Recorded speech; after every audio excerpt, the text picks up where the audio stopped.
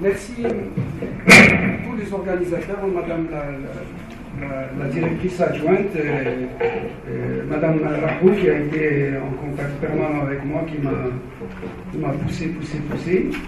Et je salue tous les collègues et tous les amis qui sont dans la salle. Sans plus tarder, je voudrais aller dans le vif du sujet. Donc, Madame Rahou tout à l'heure disait que j'avais écrit un titre qui s'appelait La tectonique du SRAS-CoV-2, polyrupture et changement de paradigme. Je ne vais pas redire tout ce que j'ai écrit dans ce papier-là, mais je m'en suis inspiré un petit peu pour faire cette présentation donc, qui s'intitule « Quelques réflexions sur la pandémie chez nous et dans le monde ». On va aborder quelques aspects liés à la santé publique et on va aborder aussi les aspects liés à d'autres ruptures que cette pandémie a provoquées et ça va nous pousser un petit peu à la réflexion. Je n'ai pas tout abordé. Par exemple, j'ai délibérément laissé de côté l'aspect communication, qui est un aspect extrêmement important et qui mériterait, je pense, à lui seul un débat. Mais enfin, s'il y a des questions, je suis prêt à y répondre. J'ai travaillé là-dessus, j'ai fait une présentation sur cela aussi. Donc, quelques réflexions. Je vous suggère le cheminement suivant. D'abord, on va se poser la question, est-ce qu'une pandémie était prévisible? Après, en quoi la Covid est-elle une cause de changement majeur de paradigme? Qu'est-ce que c'est que le changement de paradigme? Pourquoi c'est important de parler de changement de paradigme? Après, on va rappeler un peu une vue d'ensemble de la propagation. Je ne vais pas rentrer dans le détail du virus, sa structure, etc. Je pense que ça vous a été suffisamment décrit à la télé, dans les livres, dans la presse, que bon, tout le monde peut aller trouver ça. J'ai aussi délibérément omis ce côté-là. Ce que je voudrais, c'est montrer qu'est-ce qui se passe dans la société quand ce virus est là.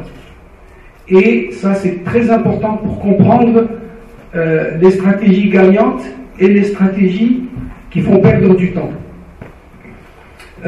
Ensuite, nous verrons les impacts de la pandémie, donc les ruptures multiples dont je vous ai parlé.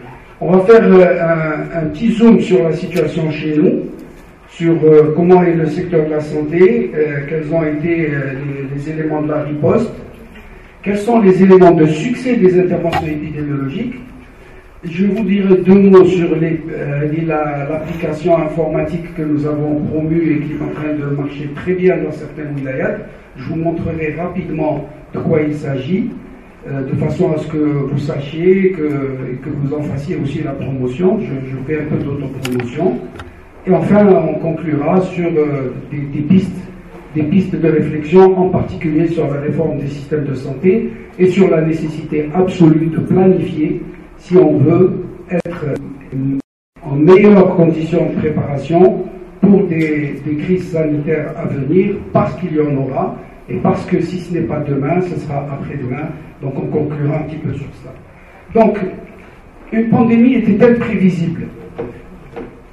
Oui, une pandémie était prévisible. Il y a eu des alertes relativement récentes. Je ne parle pas de la pandémie de 1918, qui a fait 50 millions de morts d'après les statistiques, mais nous avons eu en 1997 et en 2003 des petites épidémies très localisées de grippe aviaire, mais à des forts taux de mortalité. À Hong Kong, en 2003, sur 18 cas, il y a eu 6 morts, c'est-à-dire le tiers, 33% de mortalité. Quelque temps après, 2005, il y a eu la grande crise de grippe aviaire, où vous vous rappelez, le monde entier en parlait, à la radio, à la télévision, etc. Moi, à l'époque, j'étais au Nigeria, et nous avons eu ce virus qui est arrivé au Nigeria dans la volaille. Et il y a 9 pays asiatiques, dont la Chine et la Russie, qui ont été très très gravement touchés, qui ont dû tuer des millions ou des centaines de millions d'animaux, et il y a eu quelques cas humains. La seule chance, entre guillemets, pour l'humanité à l'époque, c'est qu'il n'y a pas eu de transmission interhumaine de ce virus, sauf dans un ou deux petits foyers localisés. Plus près de nous, vous vous rappelez de la fameuse grippe mexicaine H1N1, qui a aussi fait le tour du monde et qui s'est avérée en fait beaucoup moins mortelle et moins grave que la grippe aviaire. Mais tout cela, ça veut dire que dès 2003, dès cette fameuse grippe de Hong Kong, il y a eu des avertissements répétés des organismes internationaux, notamment de l'Organisation mondiale de la santé et de l'Organisation mondiale de l'agriculture, qui est la FAO, pour dire qu'il fallait que les pays se préparent parce que nous risquons d'avoir encore des pandémies aussi importantes qui peuvent avoir non seulement un effet sur la santé humaine, mais un effet sur la sécurité alimentaire, parce que si l'agriculture est touchée massivement, ça va rendre des problèmes encore plus complexes. Et il y a des pays comme les USA ou le Royaume-Uni qui ont poussé à ce que les pays se dotent de programmes de préparation à la riposte à une pandémie de type grippe aviaire. Il y a eu même de l'aide technique et financière aux pays pour qu'ils préparent leurs plans. Le secrétaire général des Nations Unies a mis en place un secrétariat spécialement réservé à cela, et certains pays se sont préparés, mais tous les pays ne se sont pas préparés. Donc malheureusement, beaucoup de pays sont restés dans l'impréparation à affronter ce genre de crise. Vous savez, le problème là, c'est que quand on vous dit oui, il va y avoir une crise dans 25 ans, il faut vous préparer. L'être humain est assez friand d'immédiateté. Si c'est pour demain ou après-demain, oui, je fais. Si c'est pour dans 10 ans, je sais pas uniquement l'Algérie qui est comme ça. L'humanité, elle est beaucoup plus centrée sur l'individu actuellement et sur l'immédiateté. Et donc tout ce qui est planification à long terme et raisonnement à long terme, il a un petit peu perdu de son intérêt. Alors, changement de paradigme et retour au degré zéro d'excellence, j'aime bien mettre les deux. Un paradigme, c'est quoi? Vous le savez, pour la plupart d'entre vous, très rapidement, c'est l'ensemble des valeurs et des critères que nous avons en nous qui nous permettent d'évaluer ou de juger une situation à partir de notre propre perception. C'est un peu ça le paradigme, peut-être que d'autres pourront l'expliquer encore mieux que moi, mais en gros c'est ça. Et quand on parle de changement de paradigme, ça veut dire qu'à un moment donné, tout ce que vous avez appris jusque-là, vous avez l'impression que ça ne marche pas pour expliquer une situation donnée, et ça veut dire que vous, en vérité, vous retournez au degré zéro d'excellence. C'est un bien grand mot. Si je veux le dire en termes plus simples, vous redevenez ignorant. C'est comme si vous n'aviez jamais étudié. L'exemple le plus frappant, c'est les fameux horlogers suisses qui, pendant plus d'un siècle, ont dominé l'horlogerie. Et un jour, lors de la foire internationale de l'horlogerie, il y a deux jeunes qui étaient là, qui voulaient vendre un petit brevet, parce qu'ils ont mis au point une horloge piézoélectrique qui donnait l'heure en affichant sur écran l'heure, les minutes et les secondes. Petit écran gris avec l'écriture noire, ce n'est pas la belle montre suisse mécanique avec les ressorts et les roues dentées, etc. Pratiquement toute la crème des grands patrons de l'horlogerie suisse ont boudé ces petits jeunes qui venaient vouloir mettre leur nez dans l'horlogerie et qui n'avaient rien compris. Il se trouvait deux Japonais qui sont passés par là, qui ont posé des questions, etc., qui ont dit on achète. Ils ont acheté le brevet. Ça a donné quelques mois ou quelques temps après, la montre Seiko, qui a mis à mal l'horlogerie suisse. Elle les a mis complètement à mal parce que tout ce qu'ils avaient comme usine ne servait plus à rien. Il fallait qu'ils l'envoient à la ferraille. Ça marchait plus. C'était plus ça. L'avenir, c'était l'électronique. C'était cette petite puce qu'il y avait dans l'horloge piézoélectrique qu'ils avaient boudée et qui a donc changé complètement le mécanisme. Aujourd'hui, quand vous voyez cette montre, vous avez l'impression que c'est comme anciennement, mais ça n'a rien à voir parce que c'est tout électronique à l'intérieur. Ce n'est plus mécanique. Et donc, ils ont été obligés de réapprendre à partir de zéro. Retour au degré zéro d'excellence. Vous devez tout réapprendre quand il y a un changement de paradigme. Eh bien, le virus de la Covid-19 nous met devant une vraie situation de changement paradigme. Complet. Pourquoi? Parce que nous sommes devant une situation, oui, il y a un avec pour détendre l'atmosphère, parce que c'est un morceau de protéine, hein, c'est l'ARN messager qui est à l'intérieur, l'ARN plutôt, qui est à l'intérieur du virus, et il est entouré d'une membrane qui est un peu graisseuse. Elle est protéino-lipidique. Donc c'est comme un melfouf, mais à la dimension microscopique, vous ne pouvez pas le mettre dans une brochette. Et ce petit melfouf là fait faire un changement de paradigme à l'humanité. Pourquoi? Parce que, un, on ne le connaît pas. Deux, on n'en connaît pas un ou une antidote. Trois, on ne sait pas comment le combattre. Et quatre, il nous a obligés à des changements majeurs. Il a obligé l'humanité à des changements majeurs dans tous les domaines finalement. Et pourtant, il faut agir, comme disait Avedis Donabedian, ça c'est un grand spécialiste de la qualité des soins, et je le paraphrase parce que j'aime bien cette citation-là. Il faut agir en nous fiant à ce que nous croyons savoir. C'est-à-dire que, il dit très bien, je l'ai cité parce que j'aime bien cette citation, bien que nous ayons une vague idée de ce que recouvre, moi j'ai mis la Covid-19, lui c'est la qualité des soins en fait, lui il parle de qualité des soins. Bien que nous ayons une vague idée de ce que recouvre la Covid-19, il y a beaucoup de choses que nous ignorons. Presque toutes nos affirmations sont provisoires, empreintes de réserve et de doute. Pourtant, tout en cherchant la vérité, nous devons agir en nous fiant à ce que nous croyons savoir. Nous devons agir pourquoi? Nous devons agir parce qu'il faut sauver des vies humaines, parce qu'il faut endiguer la catastrophe, parce qu'il faut remettre l'économie en marche, etc. Et pourtant, il y a des domaines entiers d'ignorance, malgré tout, qui sont là, et sur lesquels, petit à petit, le voile se lève. Alors, je passe maintenant à ce que je vous ai dit, une vue d'ensemble de l'évolution de la Covid dans la communauté.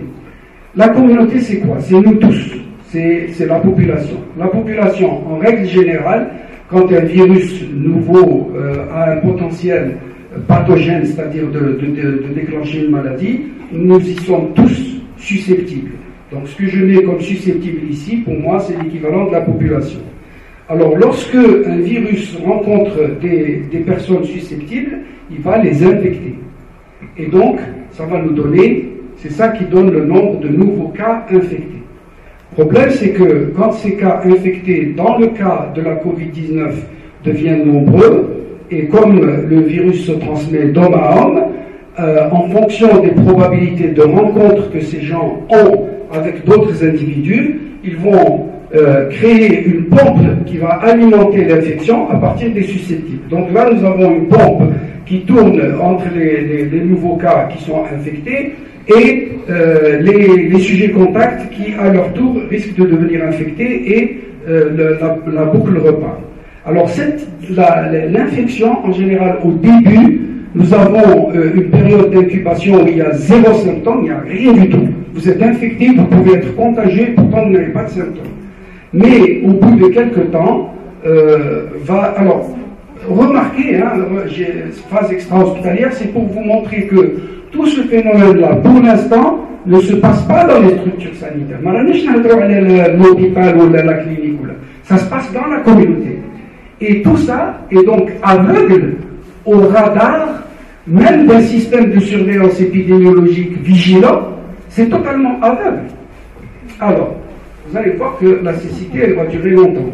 Alors, il y a une période d'incubation donc de 1 à 20 jours, et au-delà de cette période d'incubation, beaucoup de gens vont faire une infection et ils n'auront aucun symptôme. Et ils vont dépasser la phase d'infection, ils vont être immunisés et ils sortent guéris. 9 cas sur 10 ne se rendront même pas compte qu'ils ont été infectés. Vous vous rendez compte? C'est énorme. Pourquoi c'est énorme? Parce que pendant le temps où ils étaient infectés, ils ont peut-être contaminé d'autres, et on ne le sait pas. Et on n'a aucun moyen de le savoir.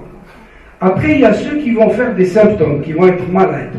Et ceux qui vont être malades vont finir par guérir ou bien par, malheureusement, mourir et à l'occasion, recueillement sur nos collègues et nos confrères et nos parents et nos amis qui ont perdu la vie par le fait de ce melfouf maudit.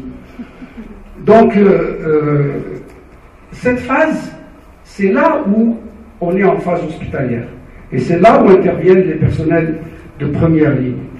Alors, ce schéma-là, je lui ai donné une forme pyramidale pour vous montrer que ce qui se passe au niveau de la communauté, qui est le bas de la pyramide, est beaucoup plus large que ce qui se passe au niveau des hôpitaux. C'est-à-dire que vous avez 10 ou 15% des cas d'infection, qui sont bien sûr les plus sévères, les plus graves, que l'on va retrouver au niveau de l'hôpital et pour lesquels il faut s'occuper en les soignant, etc.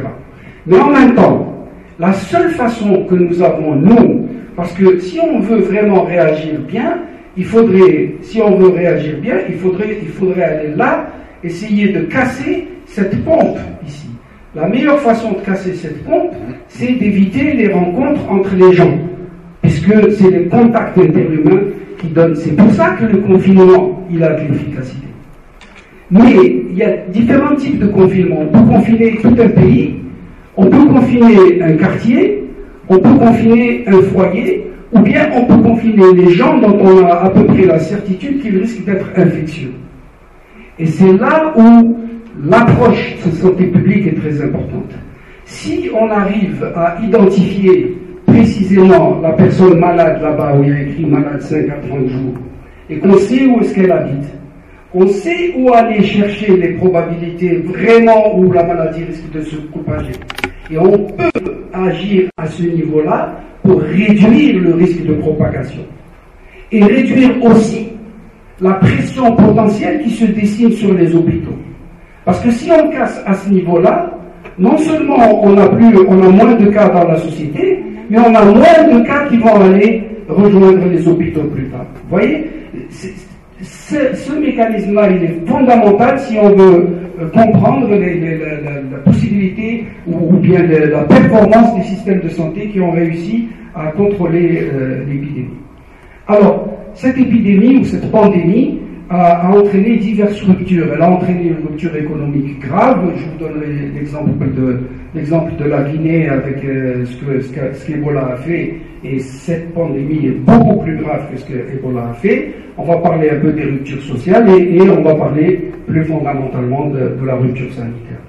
Alors, la rupture économique, je l'ai appelée quand la machine se grippe. Vous avez bien vu que en plus, le malheur avec ce virus, c'est qu'il est allé taper directement dans l'usine du monde qui est la Chine. Il a démarré là-bas. C'est-à-dire que l'économie chinoise, du jour au lendemain, s'est arrêtée. Et c'est quand même les ateliers du monde qui sont là-bas. Donc les ateliers du monde se sont arrêtés brutalement. L'activité économique mondiale a baissé ipso facto. Bien sûr, vous avez bien vu qu'un nombre incroyable de métiers ont été extrêmement frappés par les confinements. Quand on parle par exemple des agences de voyage, de tout ce qui fait l'événementiel, de tout ce qui fait la communication, ça a été catastrophique. Aussi, tout ça contribue à l'augmentation de la pauvreté et aussi à l'augmentation de l'inégalité. Vous savez qu'aux États-Unis, où ils surveillent de près tous ces phénomènes-là, les populations qui payent le plus lourd tribut sont les populations afro-américaines, c'est les Noirs d'abord, ensuite les Latino-américains et ensuite les Blancs qui sont... Donc il y a une stratification sociale qui est liée à la stratification du pouvoir économique dans la société américaine, pour lesquelles l'impact a été aussi, j'allais dire, stratifié. Alors, et puis aussi, vous savez, quand vous avez une épidémie qui touche 2 ou 3 pays, ou un pays, ou une wilaya, quand on a une épidémie dans une wilaya, le wilaya avec les madrouba, on peut apporter notre solidarité à ceux qui en ont besoin. Quand nous sommes tous frappés, on est frappé par notre propre malheur, on ne peut pas aller faire un acte de solidarité avec le voisin. Et quand c'est le monde entier, quand il y a eu l'épidémie d'Ebola, il y avait 3 pays touchés en Afrique de l'Ouest, mais le monde entier nous venait en aide. On avait des équipements de protection individuelle à gogo. Moi, j'avais presque 5 millions comment on appelle ça, de PPE, les équipements de protection individuelle en stock. Il y avait des quantités phénoménales de tout. Parce qu'il y a 3 pays qui sont touchés, le reste du monde les aide. Mais quand tout le monde est touché en même temps, ça crée tout de suite la pénurie. Parce que la capacité de production mondiale d'une marchandise X ou Y n'équivaut pas au nombre d'habitants dans la planète. Il équivaut à la solvabilité du marché pour ce produit-là. Et si du jour au lendemain ce produit devient un besoin stratégique vital pour tout le monde, et bien même si on mettait toutes les usines du monde en fonctionnement, on n'y arriverait pas. L'exemple le plus frappant aujourd'hui, c'est le vaccin. Vous savez qu'il est calculé qu'on ne peut pas, toute capacité de production déployée en 2021, on ne pourra pas produire plus de 25% de la quantité de vaccins demandés si on voulait vacciner 7 milliards d'individus. Bon, on ne veut pas vacciner pour l'instant 7 milliards, on veut vacciner au moins peut-être 3 ou 4 milliards, mais même cette capacité-là n'est pas encore atteinte. Donc, pénurie, rupture de solidarité, et vous avez vu aussi le nationalisme vaccinal qui est en plein mouvement. Les pays qui produisent les vaccins les gardent pour eux. Et charité bien ordonnée, commençant par soi-même, on peut le comprendre. Bien sûr, il y a la rupture sociale avec le confinement, l'arrêt des voyages, la distanciation sociale qui distend le tissu social, qui augmente la vulnérabilité des sujets âgés, qui augmente la souffrance des sujets âgés. Le confinement, le suivi des contacts, surtout avec les technologies, les applications qui sont très intrusives dans la vie individuelle, ça perturbe les gens, ça leur donne une sensation d'atteinte à leur liberté. Ce n'est pas une sensation, c'est vrai. Et aussi, le confinement risque de creuser les inégalités sociales les plus vulnérables en payant davantage le prix. Vous savez, quand il y a un confinement et qu'on habite une maison où il y a 8 chambres et qu'on est 5, on peut parfaitement respecter la distanciation sociale et on peut parfaitement vivre isolé chez soi pour se protéger de la maladie. Quand on est 8 et qu'on vit dans une seule chambre, se confiner, c'est condamner les autres membres de sa famille à tomber malades en priorité. Donc, du point de vue sociologique, ça n'est pas du tout les mêmes conséquences du confinement. Dans un cas, le confinement est une protection, dans l'autre cas, le confinement est presque une condamnation à rendre les membres de sa propre famille malades. Alors, il n'y a pas de manifestation plus visible et plus alarmante du bilan de la pandémie de Covid-19 que, bien sûr, les décès qu'elle a causés. Alors, ce tableau est très très frais. C'est un article qui a été publié le 2 avril dans une revue scientifique, dans le JAMA, le journal de l'Association américaine médicale, et ils ont repris les décès en fonction des différentes épidémies de grippe. Vous avez la Covid en tête, qui est donc contemporaine. On a bientôt atteint 3 millions de décès globalement. Les Américains, 550 000 décès. Il n'y a que la grippe de 1918 où il y a des chiffres de mortalité, si vous prenez pour les États-Unis, à peu près équivalents. Vous voyez, il y a 550, presque 600 000 décès liés à la Covid-19 sur la première ligne. Si vous allez à la dernière ligne, celle de grippe H1N1 1918, il y a eu 50 millions de décès dans le monde et il y a eu 675 000 décès aux États-Unis. Alors pour les Américains, la seule pandémie qui a donné autant de morts que la Covid, c'est la grippe de 1918. C'est vous dire que ça pose un vrai problème. Et à l'échelle mondiale aussi, ça pose un vrai problème.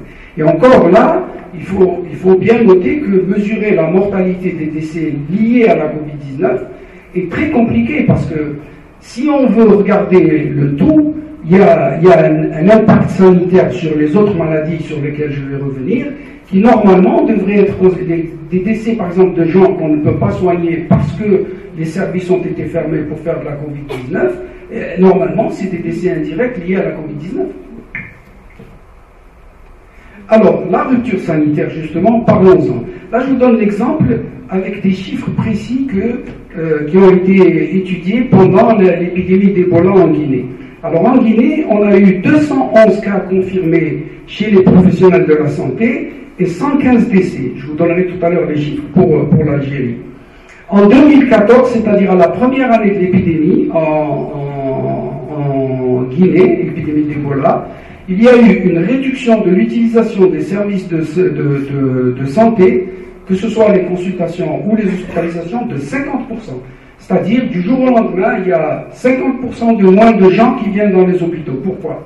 Ils ont peur.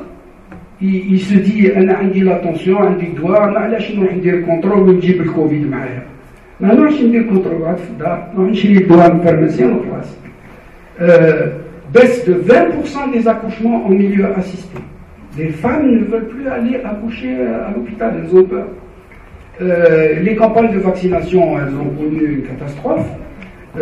Et aussi, il y a eu augmentation du nombre de patients tuberculeux perdus de vue. Et ça, c'est très, très important. Si des malades qui sont porteurs d'une maladie chronique grave ne viennent plus consulter qu'on les perd de vue, ça veut dire que ça augmente encore l'impact sanitaire.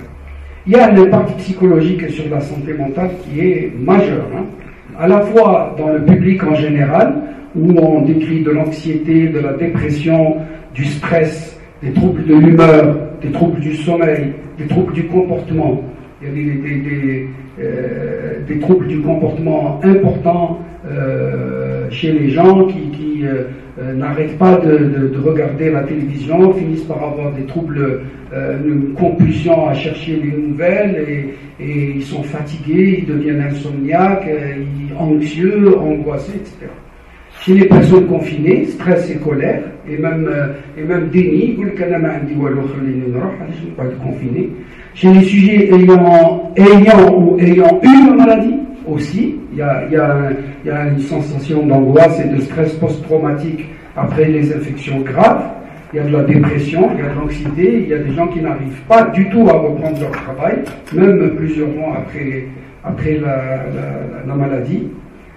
Chez les personnes qui souffrent déjà de troubles mentaux, il y a une aggravation de ces troubles-là, il y a apparition de comportements de rejet de la thérapeutique, il y a apparition de comportements de type suicidaire, il y a des interruptions de soins, etc. Chez les professionnels de la santé, dépression, anxiété, insomnie, détresse. Vous avez certainement, pour les collègues médecins qui sont là, ils connaissent ça. Et pour ceux qui ont des collègues médecins ou paramédicaux qui ont travaillé dans les services Covid, vous avez certainement pu constater ce type de manifestation. Alors, qu'en est-il chez nous? Alors, qu'avions-nous en termes d'infrastructures sanitaires pour faire face à cette situation? Quand on regarde ce que nous avons comme infrastructure sanitaire, ça, ce sont les chiffres de 2018, et c'est l'infrastructure sanitaire publique. 213 établissements publics de santé de proximité, 215 hôpitaux et 79 hôpitaux spécialisés, 15 CHU et 1 EHU. C'est, comme dirait l'autre, nous avons une infrastructure suffisamment étoffée pour faire face. Nous avons aussi un secteur privé qui s'est développé de façon importante les dernières années, à tel point que nous avons un cabinet privé de généralistes pour 5000 habitants, un cabinet privé de spécialistes pour 4000 habitants, un cabinet de groupe pour 45 000 habitants, un cabinet dentaire pour 6 000 habitants, etc. Donc, et des pharmacies, une pharmacie pour 4 000 habitants à peu près. Donc, avoir les chiffres et avoir le personnel de santé, on est plutôt bien achalandé entre guillemets. Seulement, quand on regarde dans le détail, d'abord, quand on regarde ici, vous avez vu qu'il y a une césure entre les établissements publics de proximité et les établissements hospitaliers. Après l'indépendance, l'hôpital centrait le secteur sanitaire.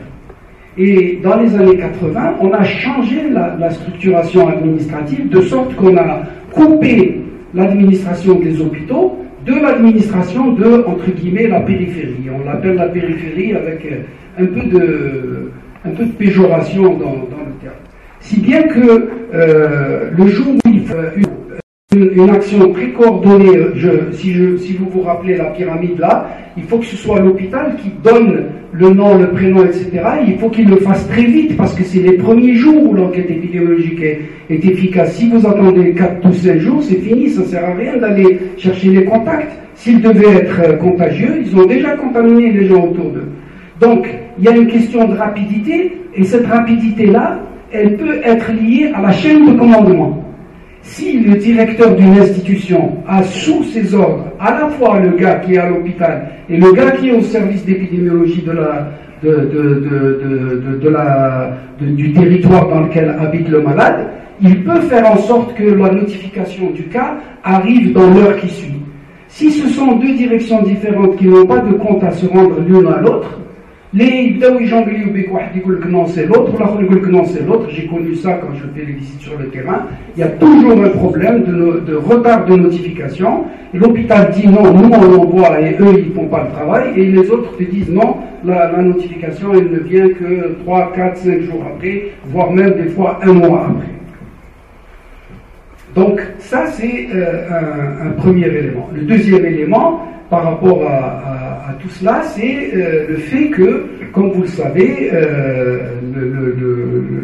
le développement des effectifs hospitaliers est devenu très important, et puis à un moment donné, il y a eu une pression pour que les hospitalo-universitaires et les hospitaliers en général puissent avoir une activité complémentaire dans le secteur privé. Cette activité n'étant pas encadrée convenablement, ça crée de gros conflits d'intérêts et on assiste en fait à une situation où l'efficience et l'efficacité du système de santé globalement, elle est tirée vers le bas, et elle a été aussi tirée vers le bas parce que nous avons connu des crises successives. Il y a eu la décennie de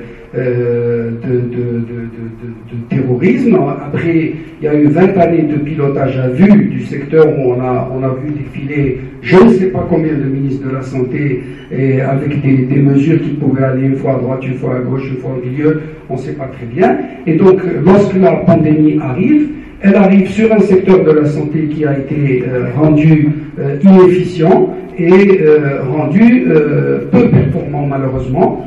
Et donc, malgré des efforts très importants qui ont été faits par tout le gouvernement et aussi au niveau du ministère de la Santé, et ben, les résultats étaient parfois mitigés parce qu'on ne peut pas remettre en ordre de bataille quelque chose qui a été démantelé ou déstructuré pendant des années en 3 semaines. Alors, étions-nous préparés réellement? Là, vous avez ce que vous voyez ici, c'est, je ne sais pas pourquoi j'ai cette...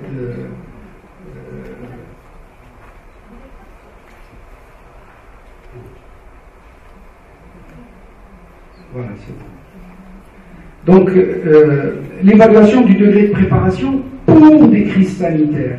C'est devenu tellement important de penser à la préparation aux crises sanitaires que l'OMS, avec l'aide des États-Unis et d'autres pays, a mis en place vraiment, d'abord ils ont modernisé le règlement sanitaire international qu'ils ont fait ratifier par tous les pays. L'Algérie a signé le nouveau règlement sanitaire international en 2005. Et aussi ils ont demandé aux pays de prendre des mesures donc pour être prêts. Et il y a eu une évaluation de ces mesures prises Ça, c'est l'évaluation faite par l'OMS en collaboration avec les services du ministère de la Santé, qui montre pour différents critères, il y avait plus de 20 critères, mais là je vous montre l'essentiel. Pour différents critères, il montre le niveau de performance du système de santé algérien. Alors vous voyez que par exemple, en termes de législation et finances, on est bon. En termes de capacité ou de surveillance ou d'alerte précoce, on est plutôt bon. Mais il y a des domaines, par exemple, où, par exemple, le système de transport et de référence d'échantillons de laboratoire, c'était pas ça. Ça a été déjà constaté en 2018. La préparation répondait aux urgences aussi, 60% de score. Et la gestion des opérations de réponse à une urgence sanitaire, 20% de score. C'est-à-dire qu'on n'est pas vraiment préparé à gérer une situation d'urgence sanitaire. Donc voilà le contexte dans lequel l'épidémie est tombée chez nous. Dans un contexte de système de santé fragmenté, il faut rajouter que la coordination entre les trois blocs du système de santé algérien, le privé, le public et le parapublic, en fait, comme vous le savez très bien, ce sont trois blocs qui évoluent en parallèle et qui n'évoluent pas vraiment en complémentarité ou en coordination. Et ça aussi, c'est une faiblesse pour nous.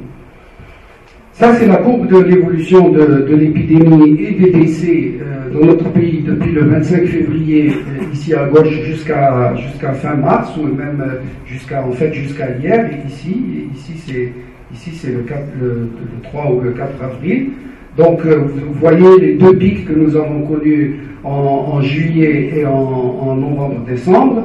Et vous voyez que tout à fait au bout là-bas, j'attire votre attention sur le fait que entre le 27 mars et aujourd'hui, la courbe se met à remonter un petit peu. Le nombre de cas remonte un petit peu et espérons que ce n'est pas pour nous remettre dans une situation de flambée, d'autant plus que les variants ont fait leur entrée chez nous et qu'ils ont une capacité de contamination plus rapide et plus importante. Alors, 13 000, presque 500 personnels soignants ont été touchés par le Covid et on a eu 164 décès de personnel soignant aussi touchés par le Covid. Alors, ça c'est très important et ça c'est quelque chose qui était probablement largement évitable si on avait mis en place dès le début, comme l'ont fait tous les pays qui ont subi des situations comme ça.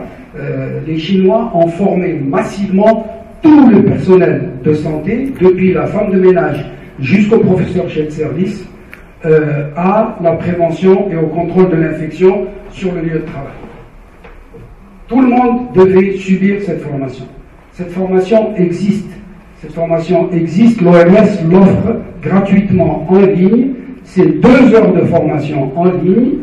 Et après, bien sûr, pour ceux qui travaillent dans les unités intensives, etc., il peut y avoir quelques démonstrations pratiques, en particulier dans l'utilisation des équipements de protection individuelle, de façon à ce qu'on ne se contamine pas au moment où on s'habille ou bien au moment où on se déshabille. Quand j'étais en Guinée, l'habillement et le déshabillement de ceux qui allaient rentrer dans le pavillon rouge, c'est-à-dire interdit à ceux qui ne sont pas autorisés, où il y a les malades d'Ebola, l'habillement et le déshabillement se fait sous contrôle visuel d'un collègue qui est aussi compétent dans la matière. C'est-à-dire, et c'est le collègue qui va vous dire, maintenant tu mets tes gants, les gants. Maintenant tu mets le chapeau, maintenant tu mets les bottes, etc. C'est suivi étape par étape pour éviter des erreurs de contamination parce que la maladie était très très mortelle. Alors, l'organisation de la riposte, je ne vais pas tout vous lire ici, c'est juste pour vous montrer ça. Regardez, au milieu vous avez les mois, ça depuis janvier-février 2020 et ça va comme ça. Vers le haut, vous avez les mesures générales. Les mesures générales prises par le gouvernement. En bas, les mesures sanitaires. Donc, par exemple, en haut, là-bas, au début, janvier-février, on a eu rapatriement, suspension des vols vers la Chine, première mesure de confinement en février, etc. Et vos écrans Voilà, avec les chiffres de décès et de nouveaux cas à chaque fois qui sont au milieu, à la fois pour l'Algérie et pour le monde. Je ne vais pas tout vous lire, c'est juste pour vous dire que, en fait, il y a eu beaucoup d'actions et de décisions qui ont été prises. Et ça a été pris au fur et à mesure de l'évolution de l'épidémie. Quand il y a eu des pics, il y a eu des réactions différentes que quand il n'y a pas eu de pic, etc., etc. Donc ça, c'est de janvier à mai. Ensuite, ici, c'est de juin à septembre. Vous voyez qu'en septembre, comme il y avait l'accalmie, août-septembre, l'accalmie commence. Donc, il y a une lente décrue sur tout le territoire national. Ensuite, il y a...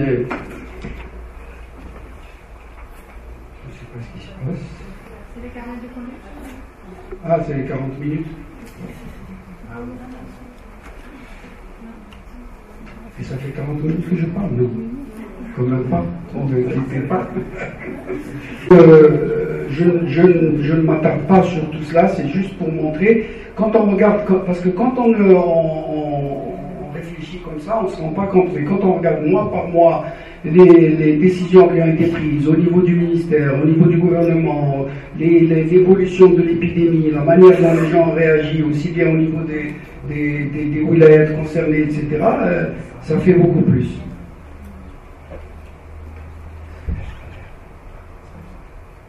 Alors,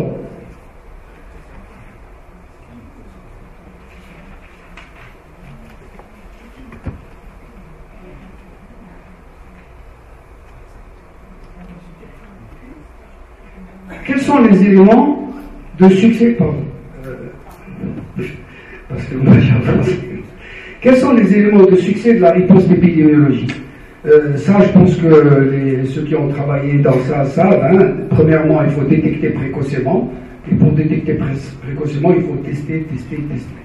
Les pays qui font la bonne riposte sont les pays qui se sont mis d'accord pour que tout le monde puisse être testé. On peut se faire tester n'importe où, gratuitement de préférence, et autant de fois que nécessaire. Ensuite, il faut déclarer précocement les cas, c'est-à-dire il faut notifier. Il faut identifier et suivre les contacts, je vous ai expliqué tout à l'heure pourquoi. Ça veut dire qu'il faut tracer, donc il faut des enquêtes épidémiologiques pour trouver les contacts.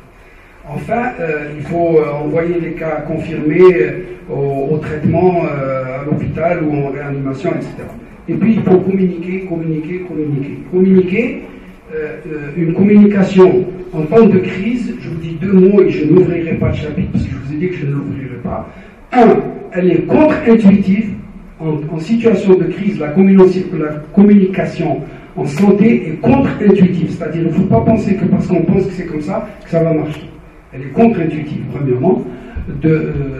Deuxièmement, elle est fondamentalement liée à un élément important qui est celui de la confiance de la population dans le corps médical et dans les institutions publiques. Ce sont les deux éléments dont il faut retenir l'importance en matière de communication en santé. Cette plaque, je l'ai constituée très récemment. Je suis allé à Djelfa il y a 3 ou 4 semaines. Et cette plaque vient d'un CEMEP de Djelfa, du CEMEP de l'EPH de Djelfa, de l'EPSP de Djelfa. Ce que vous avez en rouge là-bas, c'est le nom du malade. Et ça, c'est la fiche d'enquête épidémiologique autour du malade. Ils ont dépisté 17 contacts autour du malade. Toutes les lignes vertes sur les 17 contacts, il y en a 11 des lignes vertes. Ce sont des gens qui ont fait des symptômes et qui se sont avérés positifs au Covid-19. Ça veut dire que cette équipe qui a fait ce travail a coupé 11 chaînes de transmission de la Covid-19 parce qu'elle a fait son travail convenablement. Simplement, ça c'était au début. S'ils avaient voulu continuer à faire ça tout le temps, ils n'auraient pas pu parce que la capacité à tester tout le monde n'est pas au rendez-vous.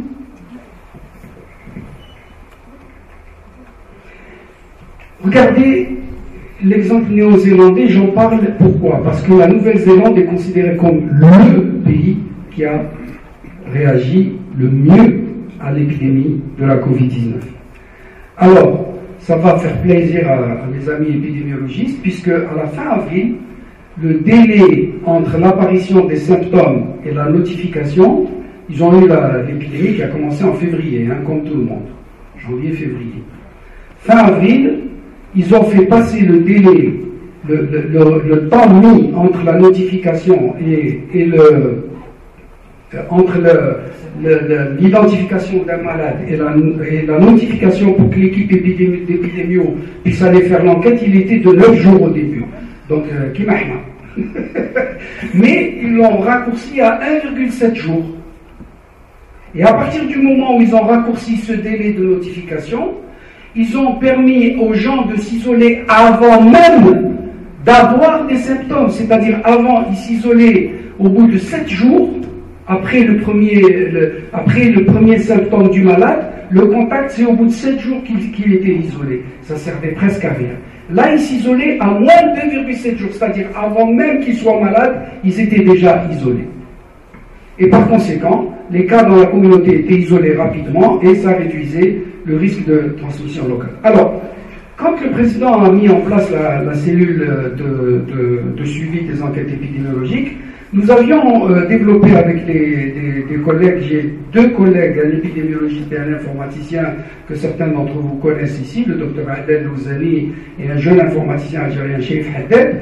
Ils avaient développé une application informatique qui permettrait de faire les enquêtes épidémiologiques directement, sans support papier, directement en utilisant un smartphone ou une tablette. Donc tout se fait sur smartphone, tablette. Vous téléchargez l'application. Quand vous voulez rajouter un contact, vous avez un menu. Quand vous voulez aller faire une nouvelle contact, vous avez une nouvelle enquête, vous avez un menu. Quand vous avez fait alors ce menu, vous remplissez le nom, prénom, etc., etc. Quand vous avez fini, vous cliquez, ça va sur un serveur central au niveau du ministère de la Santé, ça rentre dans une base de données, ça vous donne automatiquement toutes les statistiques mises à jour avec ces données supplémentaires, etc., etc. Immense avantage. Je vais vous la présenter en 2 minutes. Donc, voici par exemple 2 DSP, DSP1, DSP2. Voici donc les services d'épidémiologie de médecine préventive reliés à la DSP1 et à la DSP2. Vous avez des tablettes et les gens font des enquêtes qui vont aller par cette application qu'on appelle Tracker. Ils vont envoyer l'information directement sur un serveur central. Sur ce serveur central, il y a un autre logiciel qui s'appelle Sentinel qui fait l'analyse. Et cette analyse, elle est répercutée aussi bien au niveau central, bien sûr, elle est répercutée sur les DSP, et elle est maintenant répercutée aussi sur les services d'épidémiologie et de médecine préventive. Voici par exemple sur les wilayats qui ont commencé à utiliser cette application, quelques chiffres. La wilaya qui a le plus travaillé avec cette application, c'est la wilaya de Pira. Ils ont fait presque 4000 enquêtes maintenant, 17 000 contacts, 27 000 contrôles, etc., etc. Vous les avez ici.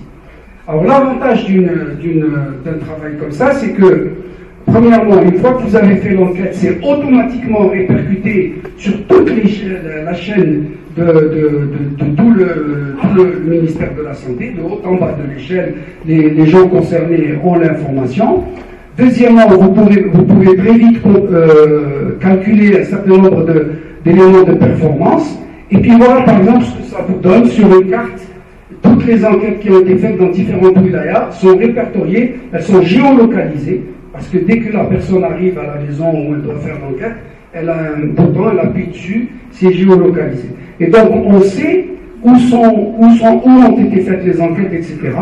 Et lorsqu'on veut avoir le détail de un de ces points rouges là ou de ces points bleus, quand vous mettez votre curseur dessus, il vous sort toute l'information concernant la personne en question.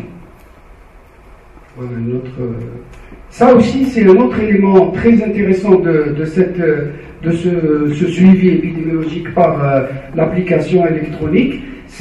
Ici, c'est une analyse qui permet de voir entre 0h et 23h les jours, là-bas, dimanche, lundi, mardi, mercredi, les rubans que vous voyez représentent les journées de la semaine. Et donc, en fonction des horaires de la journée et les journées de la semaine, comment les enquêteurs ont fait leurs enquêtes. Vous voyez un peu la puissance de l'outil. qui peut nous permettre d'analyser très finement la performance des enquêteurs jour par jour, heure par heure, etc. Sans compter que, bien sûr, on analyse aussi ceux qui sont devenus positifs, ceux qui ont respecté l'isolement, etc. Alors, je vais conclure, j'ai été un peu long, mais je pense que c'était important de partager avec vous tous ces éléments-là. Alors, cette phrase, je vais vous la lire, c'est une citation. Donc, ce que révèle d'ores et déjà cette pandémie, c'est que la santé gratuite, sans condition de revenu, de parcours ou de profession, notre État-providence ne sont pas des coûts ou des charges, mais des biens précieux, des atouts indispensables quand le destin frappe. Ce que révèle cette pandémie, c'est qu'il est des biens et des services qui doivent être placés en dehors des lois du marché. Ce n'est pas Joseph Stiglitz qui dit ça, ce n'est pas un militant socialiste qui dit ça, c'est le président Emmanuel Macron qui a dit ça pendant la pandémie. Alors, c'est vous dire qu'il y a des changements de paradigme majeurs en mouvement. Alors,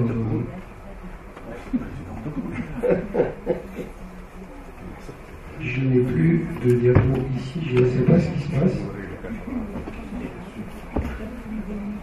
Donc, je clique dessus. Voilà. Donc, réformer, on voit, on a vu, je ne peux pas aller dans tout le détail, mais l'Algérie a réagi avec ses capacités, comme elle a pu. Plutôt bien que mal, si j'en juge globalement.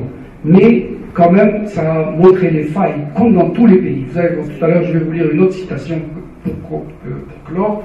Aux États-Unis, il y a des gens qui écrivent la même chose, qui écrivent la même chose. Donc, je pense qu'aujourd'hui, on est mûr pour s'arrêter un moment et réfléchir sur quelle santé nous voulons pour notre population. Il faut qu'on ait une vision de qu'est-ce que nous voudrions d'ici 10 ans, quel type de santé nous voulons pour notre population. Vous savez, nos amis et nos frères tunisiens, ils ont fait cet exercice, ils ont commencé il y a quelques années, et j'ai reçu une invitation du groupe qui a fait ça parce que je les ai aidés un petit peu, parce qu'ils présentent ces jours-ci la politique nationale de santé, issue d'un travail très très large, d'un travail très ouvert, très participatif, de définition d'une vision de santé. Ils ont mis ça en mouvement, ils ont écrit ça, ils se sont réunis des dizaines et des dizaines de fois, et maintenant ils ont un document qui est consensuel et qu'ils vont présenter et adopter comme politique nationale de santé pour le gouvernement tunisien. Rien ne nous empêche de faire ça, ils ne sont pas les seuls, il y a d'autres pays qui font ça, et on peut s'inspirer des exemples de pays qui ont cette vision un peu sociale de la santé, comme le Québec ou bien comme les pays nordiques, et mettre le citoyen au centre des préoccupations, et sortir du tout curatif et du tout médical, parce que ça coûte excessivement cher et que ça ne résout pas tous les problèmes.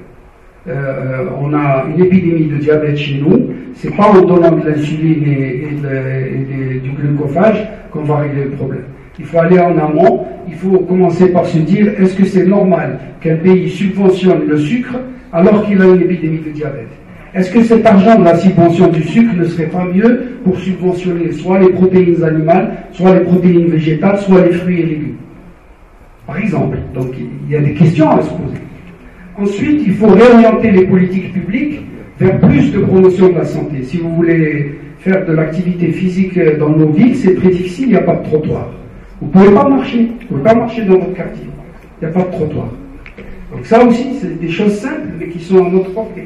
Si vous voulez réduire la mortalité par maladie coronaire et cancer du poumon, qui sont deux causes importantes de mortalité chez nous, il faut appliquer les lois qui existent déjà concernant le tabac. On ne les applique pas. On vend le tran aux enfants, il y a de la contrebande de cigarettes, il y a des compagnies de cigarettes qui sont heureuses chez nous. C'est des choses qu'il faudrait envisager sérieusement. Alors, Et puis, deuxième élément, donc la réforme du système de santé. Alors, un autre point très important, à mon avis, dans la réforme du système de santé, c'est qu'il faut d'urgence mettre un terme aux conflits d'intérêts, en particulier dans le secteur hospitalo-universitaire et dans le secteur public de la santé. Il y a de trop gros conflits d'intérêts qui tirent la qualité vers le bas, qui tirent la performance vers le bas, qui tirent l'offre de soins vers le bas. Alors, se préparer pour les crises sanitaires futures, évidemment, puisque tout à l'heure j'ai insisté sur ça. Et là, je cite à nouveau, et vous allez voir, vous allez dire, c'est pas possible, on a l'impression que les gens ont écrit ça chez nous, ou bien dans des pays comme les nôtres. Les échecs évidents, parmi lesquels la négligence du stock stratégique national, les pénuries généralisées d'équipements de protection individuelle, les erreurs commises dans le déploiement des tests de détection du virus, les unités de soins intensifs débordées, les messages contradictoires et souvent trompeurs des responsables publics, et le manque de coordination au sein des branches du gouvernement et entre elles suggèrent que des mesures de planification de base pourraient grandement contribuer à atténuer les conséquences de la prochaine pandémie.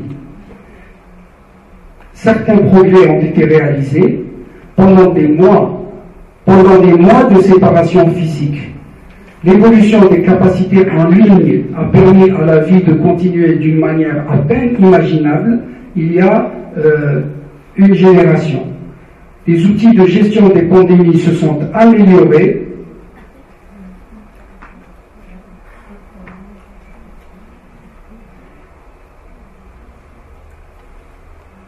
Les outils de gestion des pandémies se sont améliorés, notamment les progrès stupéfiants des plateformes de vaccins qui s'appuient sur de nombreuses années de recherche, le développement rapide de vaccins multiples et extraordinairement efficaces et sans précédent. Cependant, et j'insiste sur cette partie-là, cependant, ces progrès ne suffisent pas à eux seuls.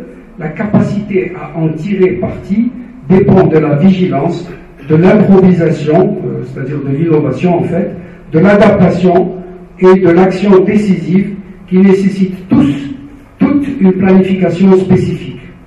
Les États-Unis et d'autres pays ont plus de chances de tirer des enseignements de la pandémie s'ils comprennent les conséquences les conséquences de leur échec. Les travaux de Wolf, qui est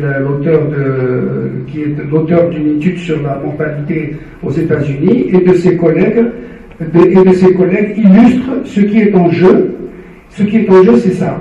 Malgré les progrès scientifiques, médicaux et de santé publique des dernières décennies, les pertes de vie humaines attribuables à la pandémie de Covid-19 dépassent la mortalité des grandes guerres. Aucune nation ne devrait laisser passer cette occasion de faire ce qu'il faut pour se préparer à la prochaine. Donc je pense qu'il faut continuer à être hyper vigilant. Nous avons actuellement une grande accalmie. Malheureusement, la campagne de vaccination démarre plutôt timidement pour l'instant. J'espère qu'au mois d'avril, il y aura une accélération telle que ça a été annoncé.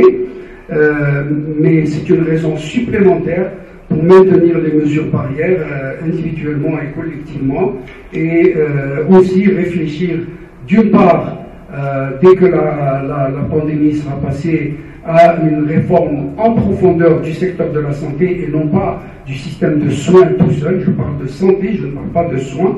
C'est plus large de réformer le secteur de la santé. De préférence avec un débat démocratique à la source, comme ont fait nos frères tunisiens. Et aussi, bien sûr, de réajuster la préparation. Il y aura d'autres pandémies. L'incertitude, c'est quand. C'est tout. La certitude, c'est que oui, il y en aura. J'espère vous avoir un petit peu mis l'eau à la bouche pour les débats. Excusez-moi d'avoir été un peu long.